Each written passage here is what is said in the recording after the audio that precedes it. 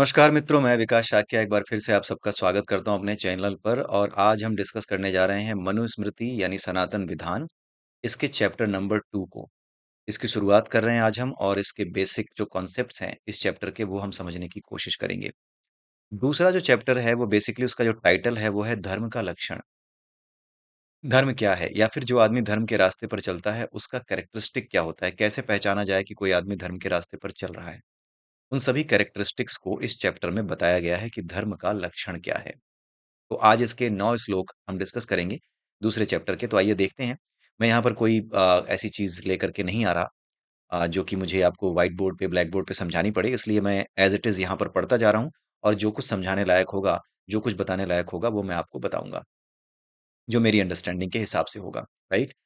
वेद के जानने वाले धार्मिक, राग द्वेष से रहित महात्माओं ने जिस धर्म का सेवन किया और हृदय से अच्छी प्रकार से जाना, उसको सुनो। तो जो भी मनुस्मृति कह रहा है, देखिए ये मनु ने जो कहा है, उसको सामने वाले को सुनाया जा रहा है, ठीक है? मनु ने जो कहा है, उसे सुनाने वाला सामने वाले को सुना रहा है, राइट? शुरुआत में ही हमने पढ़ा कि कौन सुना रहा है, उसके बारे में हमने देखा है, राइट? तो यहाँ पर यही बात जो है मनु ने जो बताई थी, उसके बारे में बताई जा रही है शिष्यों को। तो इसमें ये बताया जा रहा है कि वेद को जानने वाले कौन?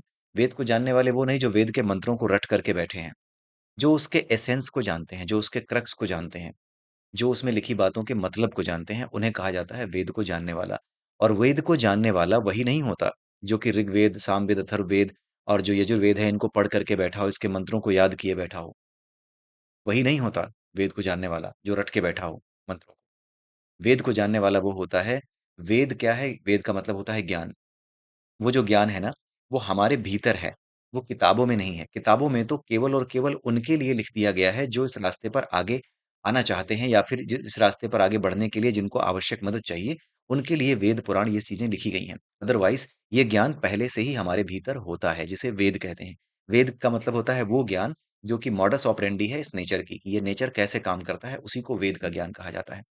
ये कहा जाता है कि वेद किसी पुरुष ने नहीं लिखे हैं, ये अपौरुषेय हैं, उसका मतलब यही है। पुरुष ने यानी वेद व्यास जी ने केवल इनको संकलित किया है। संकलन और लेखन में अंतर होता है। लेखन का मतलब होता है ये चीज़ कि मॉडस ऑपरेंडी क्या है, बनाया कैसे गया। जैसे मैंने एक मशीन बना दी, ठीक है? अब अब इस मशीन को बनाने के बाद मैंने बताया कि ये मशीन ऐसे-ऐसे चलती है। तुम इसको चला करके देखो और चला करके इसमें कौन-सा बटन क्या फ़ंक्शन करता है। इसमें किस तार को हटा देने से क्या होता है, कौन-सा तार जोड़ देने से क्या हो जाता है, कब ये जल जाएगी, कब ये फूँक जाएगी, कब ये बची रहेगी, कब इसका टेम्परेचर हाई होगा तो कब तुम्हें इसको लो करना है। इसका पूरा का पूरा एक मैनुअल बनाओ। तो ये जो मैनुअल बनाने का काम है, इस मॉडस ऑपरेंडी को जान के इस पूरे के पूरे मशीन को जो लिखा जाता है, उसको कहते हैं संकलन करना। तो वेदों का संकलन किया गया है, वेदों को लिखा नहीं गया है। लिखने का मतलब होता है वेद यानी कि लिखने का मतलब होता है कि उस चीज़ की मॉडस ऑपरेंडी को क्रिएट करना। जैसे मैंने जो मशीन बनाई है, मैंने इस मशीन को लिखा है। ये बहुत ही मेटाफरिक लैंग्वेज है, जिसके बारे में पता ना होने पर बड़े-बड़े विद्वान भी उल्टी-सीधी बातें करते आपको नज़र आएँगे। लेखन और संकलन में अंतर होता है। मैंने अगर कोई मशीन बनाई है, तो मैंने उस मशीन को लिखा है। अब इस मशीन की मॉडस ऑपरेंडी जो लिखेगा कि ऐसे काम करती है, वो मशीन नहीं लिख रहा, वो बनी हुई मशीन की रिवर्स इंजीनियरिंग करके उसकी मॉडस ऑपरेंडी को लिख रहा है। तो जो रिवर्स इंजीनियरिंग करके मॉडस ऑपरेंडी को लिखने का काम है, इसी को संकलन कहते हैं। तो वेद व्यास जी ने वेदों का संकलन किया है। उन्होंने वेदों को लिखा नहीं है। लिखा किसके द्वारा गया है? उसी परम ऊर्जा के द्वारा। वो जो रॉ एनर्जी है जो कि गॉड पार्टिकल से आई है, उस रॉ एनर्जी में केवल और केवल रॉ एलिमेंट्स नहीं हैं, जो कुछ ना करते हों, रॉ एनर्जी नहीं है वो। वो जो एनर्जी थी शुरू में रॉ थी, लेकिन जैसे-जैसे वो वेव आगे बढ़ी, वो रॉ नहीं रह गई। उसमें एक मॉडस ऑपरेंडी आ गई, किसी काम को करने के लिए उसमें क्षमता आ गई। जैसे ये जो नेचर है, इस नेचर में कुछ भी हमने और आपने नहीं डाला है। डीएनए, आरएनए जो हम जानते हैं, that is just the reverse engineering. किसी साइंटिस्ट ने डीएनए, आरएनए थोड़ी डाला है।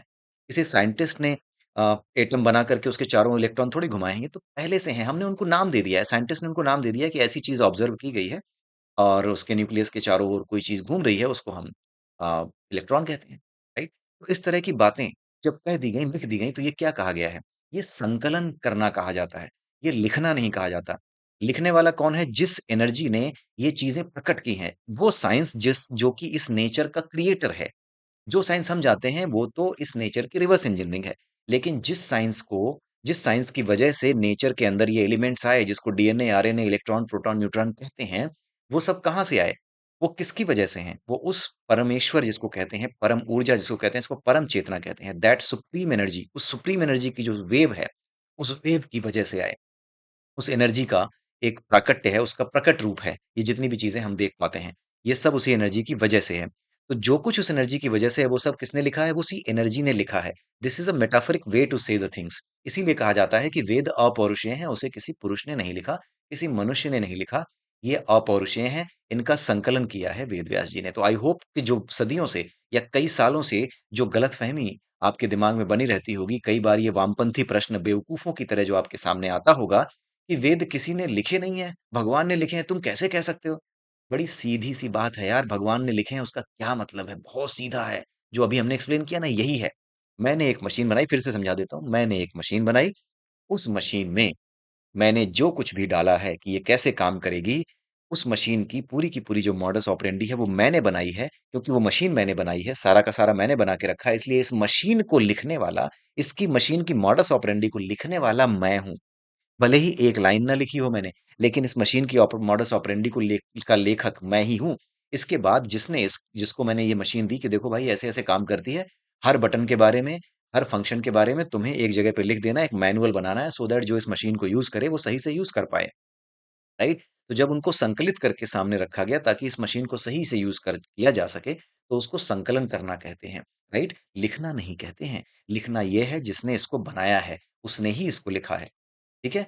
बनाने वाले के द्वारा चीज़ को बनाया जाना ही लिखा जाना कहा जाता है, और उसकी मॉडस ऑपरेंडी को उसकी रिवर्स इंजीनियरिंग करके लिख देना, कहीं पर नोट डाउन कर देना, उसको संकलन करना कहा जाता है, सो दैट इसका ठीक से यूज़ हो सके, अपने कल्याण में, ठीक है?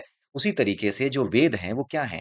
वो लिखे गए हैं भगवान के द्वारा, यानी जो परम ऊर्जा है, उसने ही इन चीज़ों को प्रकट किया है। इस मॉडस ऑपरेंडी को प्रकट करने वाली वही एनर्जी है, जिसे सुप्रीम एनर्जी कहते हैं। राइट? किसी ने तो डाली होगी ना, कोई तो सुप्रीम एनर्जी हो है ना? तभी तो चल रहा है ना। डीएनए, आरएनए मैंने थोड़ी डाला है। किसी जो है उसने थोड़ी डाला हुआ है। किसी साइंटिस्ट ने या फिर किसी बड़े नेता ने जो आज के ज़माने में कहते हैं कि मैं नहीं मानता भगवान होता है। तुमने थोड़ी डाला है। और डाला है तो बताओ, एक बड़ी गेंद लो, उसके आगे 9 गेंदें और लो, और जैसे पूरा का पूरा सौर मंडल में एक सूर्य के चारों ओर 9 जो ग्रह घूम रहे हैं, उसी तरीके से तुम भी घुमा के दिखा दो। तुम 5 मिनट घुमा के दिखा दो भाई, तुम 1 सेकंड घुमा के दिखा दो। मैं अपने आप ये सारा सारा चैनल ही बंद कर दूँगा। तुम्हारी औकात नहीं है इसको करने की। मैं उन्हीं के लिए कह रहा हूँ, जी हाँ, जो यहाँ आकर के कमेंट अभी नेगेटिव कमेंट करने वाले हैं। उन्हीं को, हाँ, तुम्हीं को, तुम जो नेगेटिव कमेंट करने वाले हो, तुम्हीं को कह रहा हूँ। अगर तुम नहीं हो, तो कोई बात नहीं। लेकिन तुम अगर नेगेटिव कमेंट करने जा रहे हो ना, तो तुम्हारे लिए ही, तुम मूर्खों के लिए ही मैं ये बात कह रहा हूँ। कि वेदों का लिखना और वेदों का संकलन 2 अलग चीज़ें हैं, राइट? तो अपने कल्याण के लिए इस नेचर को समझ करके कैसे यूज़ किया जाए, कैसे समझा जाए, कैसे जाना जाए इसको, उसी चीज़ को जब संकलित किया गया तो उसी को वेद व्यास ने जब वेदों के फॉर्म में 4 वेदों में बाँट दिया, तब उनको वेद व्यास कहा गया। पहले उनको कृष्ण द्वैपायन कहा जाता था, क्योंकि वो एक द्वीप पे पैदा हुए थे, एक आइलैंड पे पैदा हुए थे, आइलैंड यानी द्वीप। तो द्वीप पे पैदा होने के कारण उनको कृष्ण द्वैपायन कहा गया, और जब उन्होंने वेदों को 4 भागों में बाँट दिया, पहले केवल एक ही वेद था, ऋग्वेद, ठीक है? उसको वैदिक काल कहते हैं। ऋग्वेद के जब 4 हिस्से हो गए, ऋग्वेद, सामवेद, यजुर्वेद, अथर्ववेद, तब इसको, जिस समय ये 4 हिस्से बने, उसी काल को हम पोस्ट वैदिक एरा कहते हैं। जो उत्तर वैदिक काल है वो कहा जाता है। तो ये जो उत्तर वैदिक काल है जिसमें कि ये 4 वेद आए, वेदों के 4 हिस्से हो गए, उसी समय से कृष्ण द्वैपायन को वेद व्यास कहा जाने लगा। व्यास किसको कहा जाता है? जो टुकड़े करता है। व्यास का मतलब होता है टुकड़े, ठीक है? टुकड़े करना, बराबर भागों में तोड़ना या टुकड़े करना। इसीलिए उनका नाम, वेद को टुकड़े करने के कारण, 4 हिस्सों में बाँटने के कारण, उनको वेद का व्यास यानी वेद का व्यास करने वाला यानी वेद व्यास कहा गया। आई होप आपको वेद व्यास के बारे में भी बेसिक इन्फॉर्मेशन समझ में आई होगी। तो वेद को जानने वाले ऐसे ही जानने वाले कि वेद क्या है। ठीक है? वेद को जानने वाले धार्मिक, जो धर्म का पालन करते हैं। धर्म क्या है? वो सब आगे समझ में आएगा आपको। कई बार हम डिस्कस कर चुके हैं। धर्म का मतलब है इस नेचर के साथ अपने आप को ट्यून कर लेना। जैसे ये नेचर सबके लिए है, वैसे ही अपने हर कार्य को सभी को समर्पित करते हुए करना। इस बात का ध्यान रखना कि मेरे इस काम से कहीं नेचर को नुकसान ना हो, कहीं किसी दूसरे को नुकसान ना हो। इस बात का विवेक, इस बात का विचार हमेशा करके जो काम करे वो धार्मिक है। ठीक है? वो पूजा-पाठ करना, ये सब उसी का हिस्सा है। उसके साथ एक होने का हिस्सा है। ये जो आप मंदिर में पूजा पाठ करते हो, जो अगरबत्ती लगाते हो, जो दिया जलाते हो, ये सब क्या है? ये एक अभ्यास है उस नेचर के साथ ट्यून होने का। जैसे वो सबके हैं, तभी तो मंदिर में जाकर के बार-बार ये कहा जाता है, जब आरती समाप्त होती है तो पंडित जी क्या कहलाते हैं? क्या कहलवाते हैं आपसे? धर्म की विजय हो, अधर्म का विनाश हो, प्राणियों में सद्भावना हो, विश्व का कल्याण हो।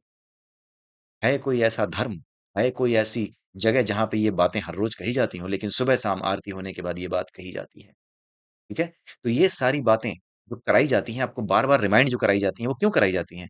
धर्म की विजय हो, अधर्म का विनाश हो, समाज का कल्याण हो, सभी का कल्याण हो, सर्वे भवन्तु सुखिनः, ये क्यों रोज-रोज करवाया जाता है, रटवाया जाता है? ताकि आप उसके साथ ट्यून हो सको, और ये ईश्वर के साथ, जिसे आप ईश्वर समझते हो, उसके मूर्त रूप की जब आप पूजा करते हो, उसके सामने ये मंत्र बोलते हो। तो जब आप उसके सामने मंत्र बोल रहे हो, तो उससे रिलेशन आपके दिमाग में कनेक्ट होता है, बैठता है, सबकॉन्शियसली फीड होता है। बहुत ही साइंटिफिक वे में ये चीज़ें लिखी गई हैं सनातन धर्म में, सो दैट आप उससे कनेक्ट हो सको। सनातन धर्म ही संसार में एकता लाने का, शांति लाने का उपाय है, और इस सनातन धर्म में केवल और केवल हिंदू धर्म नहीं आता। जैन, सिख, पारसी सब हैं इसमें। जितने भी धर्म हैं संसार में, वो सब के सब इसी एक उद्देश्य के साथ चलते हैं। लेकिन कुछ लोगों ने उन धर्मों में लिखी बातों का गलत मतलब निकाल करके अपनी राजनैतिक दुराग्रह की प्यास को बुझाने की कोशिश की, राक्षसी प्रवृत्ति तक उतर आए। ये कोई भी धर्म ऐसा नहीं था, कोई भी धर्म, आई रिपीट, कोई भी धर्म ऐसा नहीं था जो गलत सिखाता हो, दूसरों को मारना सिखाता हो, लेकिन लोगों ने अपने स्वार्थ के लिए उसको तोड़ा, मरोड़ा, और आज के समय में ऐसे संकट में संसार फंसा है कि पता नहीं कब क्या हो जाए। बारूद के ढेर पे संसार बैठा है। ये तीसरा विश्व युद्ध जो है, जो चल रहा है अभी, जी हाँ, ये तीसरा विश्व युद्ध ही चल रहा है। आने वाले समय में इसको तीसरे विश्व युद्ध में ही गिना जाएगा आज के समय को, ठीक है? विश्व युद्ध कोई बता के नहीं होता कि कल से विश्व युद्ध शुरू कर रहे हैं। ये बाद में, युद्ध खत्म होने के बाद में इन घटनाओं का एनालिसिस किया जाता है। एनालिसिस करने के बाद इतिहासकार इस निर्णय पे पहुँचते हैं, कॉमन कंसेंसस पे पहुँचते हैं कि जी हाँ, ये ऐसी स्थितियाँ थीं युद्ध की, जिसको कि विश्व युद्ध ही कहा जाता है। एक बारोमीटर है विश्व युद्ध का, एक पैरामीटर है कुछ, कुछ सेट ऑफ पैरामीटर्स हैं, वो स पैरामीटर्स अगर 80 टू 90% फुलफिल हो जाते हैं, तो ये माना जाता है कि हाँ, हम इसे विश्व युद्ध कह सकते हैं। और देखना, आने वाले समय में इस समय को विश्व युद्ध के समय में घोषित कर दिया जाएगा। आज से 30 साल बाद, 40 साल बाद, जब भी समय आए, तो इसको विश्व युद्ध के रूप में ही घोषित किया जाएगा, या 10 साल बाद, 15 साल बाद, जब भी इसका एनालिसिस होगा। ठीक है? तो राग द्वेष से रहित, राग का मतलब क्या है? द्वेष का मतलब क्या है? राग का मतलब है किसी चीज़ से बहुत ज़्यादा प्रेम होना, द्वेष का मतलब क्या है? किसी चीज़ के प्रति बहुत ज़्यादा घृणा होना। तो जो ना बहुत ज़्यादा घृणा करता है, ना ही किसी से बहुत ज़्यादा आसक्त है, वो व्यक्ति, महात्माओं ने जिस धर्म का सेवन किया, यानी बड़े-बड़े जो महापुरुष हुए, उन्होंने किस तरीके से धर्म का पालन किया, क्या उनको देख कर के हम ये समझ सकते हैं कि हाँ, यही धर्म है? तो जो जिन लोगों ने धर्म का पालन किया, उनको देख कर के हम सीख सकें और अपने हृदय में अच्छी प्रकार से उसको जान सकें, उसको सुनो। ये बात मनुस्मृति को सुनाने वाला कह रहा है, यानी मनु के द्वारा कही गई बात को यहाँ पर कहा जा रहा है। यहाँ पर क्या कहा गया है, पुरुष को काम फल का अभिलाषी होना अच्छा नहीं है, यानी अपने काम करके उसके बदले में कुछ पाने की इच्छा रखना ठीक नहीं है। जैसे अगर आपने मेट्रो में किसी आदमी को, किसी बूढ़े आदमी को सीट दे दी, और उसके बाद चारों तरफ आप ये देख रहे हैं कि लोग मन ही मन मेरी प्रशंसा कर रहे होंगे या नहीं, तो फिर आप काम फल के अभिलाषी हैं। आपका ये काम जो है भलाई का काम अब नहीं रह गया। ये आप भलाई का काम नहीं करते, अगर ये इच्छा ना होती आपके अंदर कि कोई मेरी तारीफ करेगा या नहीं। आपके अंदर इच्छा है कि कोई तारीफ तो कर दे, इसलिए आपने ये अच्छा काम किया है। तो काम फल का अभिलाषी होना आपके काम को अच्छा नहीं रहने देता, क्योंकि वो आपके चरित्र का निर्माण नहीं करता। आपके चरित्र में कभी ऐसा नहीं होगा कि अकेले अगर आपने किसी बूढ़े आदमी को देखा और आपके पास 1 रोटी है, तो वो 1 आप उसको दे दें, अपना ना खाएँ। आपको कोई देखने वाला होगा, तभी आप जो है टुकड़े करके उसको देंगे या उसको पूरी रोटी दे देंगे, नहीं होगा तो नहीं देंगे। इसलिए जो चरित्र का निर्माण करे, चरित्र वो है जो किसी स्थिति में नहीं डिगता, किसी स्थिति में नहीं भटकता, उसी को चरित्र कहा जाता है। तो जो चरित्र का निर्माण ना करे, ऐसा कोई भी कर्म, ऐसी कोई भी इच्छा, जो इस वजह से आई है कि अगर अकेले में आप होते, कोई आपको ना देख रहा होता, कहीं पे कुछ पाने की संभावना ना होती, तो आप ये काम ना करते, वो सब का सब क्या है? काम फल की इच्छा है और काम फल की अभिलाषा है। ये नहीं होना चाहिए, क्योंकि अगर ऐसा होगा, तो आपका चरित्र ऐसा नहीं बन पाएगा जो सभी की निस्वार्थ भाव से सेवा करता हो, बिना किसी फल की इच्छा के। ठीक है? आप सोच करके देखिए, एग्ज़ाम्पल आपको समझ में आया होगा कि क्या मतलब है, कहने का अर्थ क्या है यहाँ पर। और ना बिल्कुल इच्छा करना, इच्छा का त्याग करना ही श्रेष्ठ है, और बिल्कुल पूरी तरीके से इच्छाएँ छोड़ देना भी ठीक नहीं है। कौन-सी इच्छाएँ करनी चाहिए? वो इच्छाएँ करनी चाहिए जो आपको इस संसार में कर्म फल की इच्छाओं से दूर भगाएँ। आई रिपीट, कर्म के फल की इच्छा नहीं करनी चाहिए, लेकिन उसकी इच्छा ज़रूर करनी चाहिए जो कर्म के फल की इच्छा से आपको दूर ले जाए।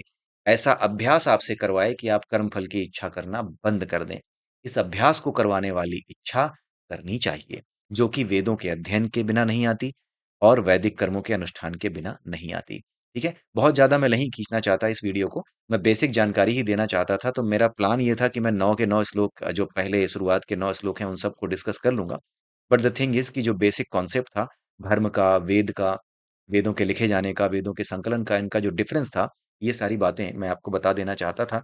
तो इसमें काफ़ी देर लग गई है, आई थिंक 10-15 मिनट तो हो ही गए होंगे, तो इतना जो है ज़्यादा बड़ा वीडियो मैं इसका नहीं बनाना चाह रहा, क्योंकि बेसिक कॉन्सेप्ट आप उसको डाइजेस्ट करें, उसके बाद ही आगे के कॉन्सेप्ट हम आगे बढ़ाएँगे। तो आई होप आपको ये चीज़ें समझ में आई होंगी, और कोई भी अगर यहाँ पर आलोचना या क्रिटिसिज्म के ज़रिए कोई कमेंट डालना चाह रहा है, तो मैं आपको बता दूँ कि आप केवल और केवल टॉपिक पे बात कीजिएगा।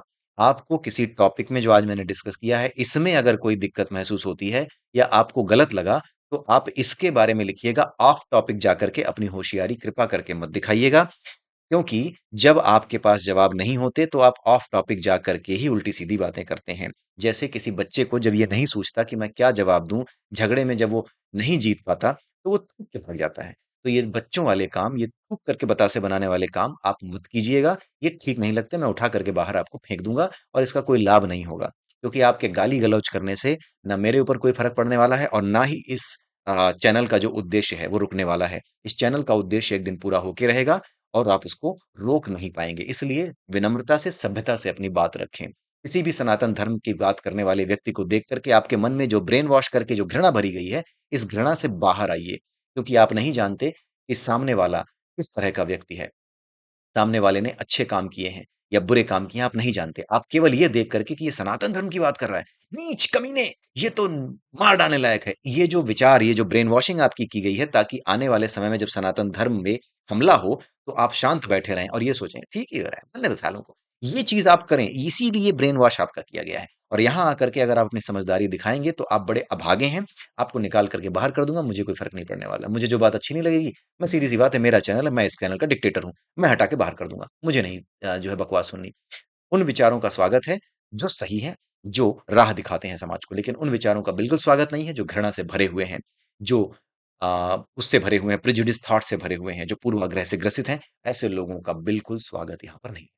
तो इसी के साथ ये वीडियो मैं यहीं समाप्त करता हूँ। अगली वीडियो में फिर मिलेंगे। तब तक के लिए जय श्री राम, जय श्री कृष्णा, जय श्री राधे, जय मनु महाराज।